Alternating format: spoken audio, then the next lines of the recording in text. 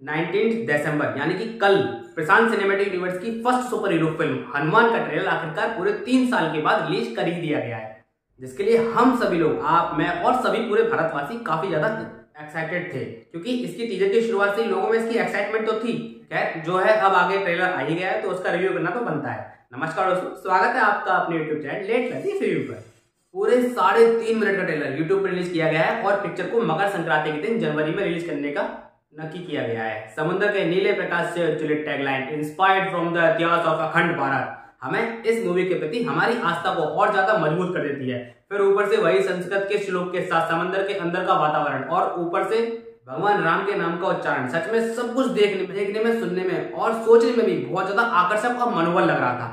और लगता भी क्यों ना, हकीकत में तेलुगु फिल्म अपने रूट से सनातन को जोड़कर हमेशा से अपने भारतवासी होने की सोच को आगे रखती हुई आई है। उसकी राष्ट्रवादी विचारधारा हमें उनकी मूवी में साफ दिखती है, जहां संस्कृत भाषा के प्रचार प्रसार में कभी भी कोई भी शर्म नहीं की जाती।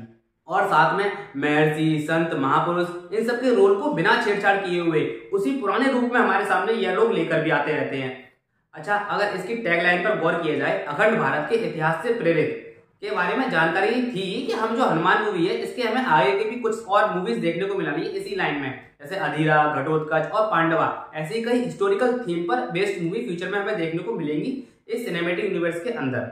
अच्छा, वैसे हम कहते हैं हम ट्रेलर पर थे, लौट कर ट्रेलर पे आते हैं। आसमान के ऊपर से समुद्र के नीचे तक के सफर से लेकर जंगलों में से गुजरते हुए राम नाम का उच्चारण, यहाँ तक तो सब ठीक चल रहा था, लेकिन फिर ट्रेलर में आती है साउथ की झलक। बस यही मसाला थोड़ा सा गड़बड़ पड़ जाता है, थोड़ा फीका पड़ जाता है, जहां पर एक्स्ट्रा जोश, एक्स्ट्रा एक्साइटमेंट, एक्स्ट्रा मस्ती, एक्स्ट्रा पावर मतलब आना चाहिए। मानते हैं ये सब भी साउथ मूवी है तो ये सब होना चाहिए, लेकिन प्लीज मूवी में थोड़ा इंतजार, थोड़ी मेहनत, त्याग, तपस्या और धर्म और साधना के बेजोड़ मेल के बाद यह सब देखने को मिले, यह सब फ्रूटफुल रिजल्ट जो है हमारे सामने आए तो ज्यादा अच्छा रहेगा।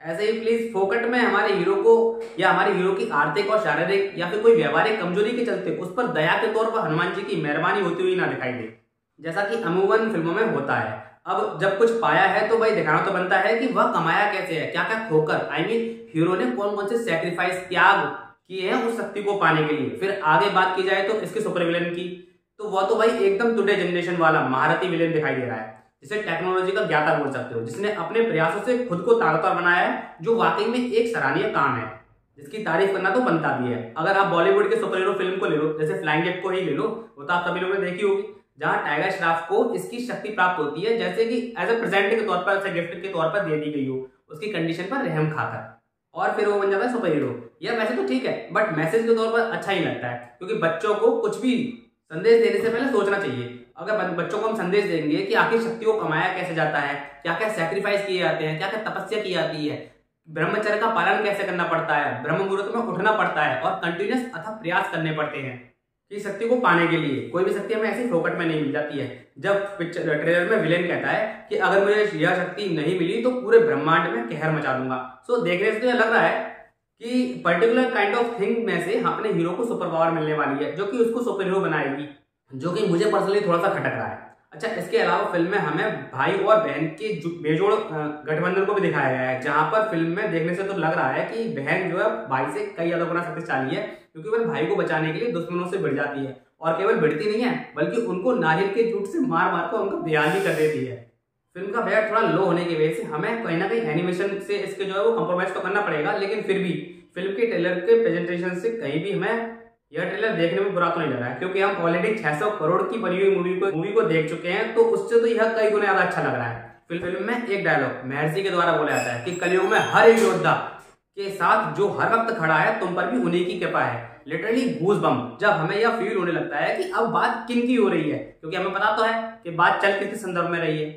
और फिर ऊपर से गजब का क्लाइमैक्स बीजीएम, दम दम भद्र रूपम, और ऊपर से जय श्री राम का नारा, धानु मंडलम प्रचंडम तांडम, टोटल संस्कृत का श्लोक का बीजीएम सच में रोंगटे खड़े करने वाला था। Last epic scene was tremendous. Sanskrit श्लोक के साथ मानवता को बचाने के लिए आपको आज आना होगा। That climax line was undoubtedly ultimate. जैसे राम सेतु मूवी के आखिर के पल में हमें बस पता चलता है, हमें मतलब ये अनुभव होता है कि अक्षय के साथ उनकी खोज में खुद बजरंगबली थे, यह सोचकर ही हमें गूज़बम्प खड़े हो जाते हैं। वैसा ही यहाँ पे हमें क्लाइमैक्स में फील होने वाला है, जिसके लिए थिएटर में हर एक बंदा शुरुआत से ही, पिक्चर के शुरू से ही इंतजार करने वाला है। और वहां वह क्लाइमैक्स आते आते पूरे थिएटर को भौचक्का करके रख देगा, जब बर्फ की चादर से ढके हुए अपने बजरंगबली जय श्री राम का नारा लगाकर बर्फ को तोड़कर, बर्फ की सिल्ली को फोड़कर बाहर निकलते हुए आएंगे। सच में देखने लायक सीन होने वाला है वह। बाकी मैं तो इस क्लाइमैक्स के लिए और इस पूरी मूवी के लिए सुपर एक्साइटेड हूँ, और आप अपनी एक्साइटमेंट को जाहिर कीजिए कमेंट सेक्शन में। आप बताइए आप इस मूवी के लिए कितने एक्साइटेड। बाकी जुड़े रहिए लेट करते रिव्यू के साथ, ऐसे ही लेटेस्ट मूवी रिव्यू या ट्रेलर के रिव्यू या फिर किसी लेटेस्ट बॉलीवुड अपडेट के लिए। एपिसोड में अभी तक के लिए इतना ही। नमस्कार, अपना और अपनों का ख्याल रखिए और समय पर उनसे बातें जरूर करते रहिए। शुक्रिया।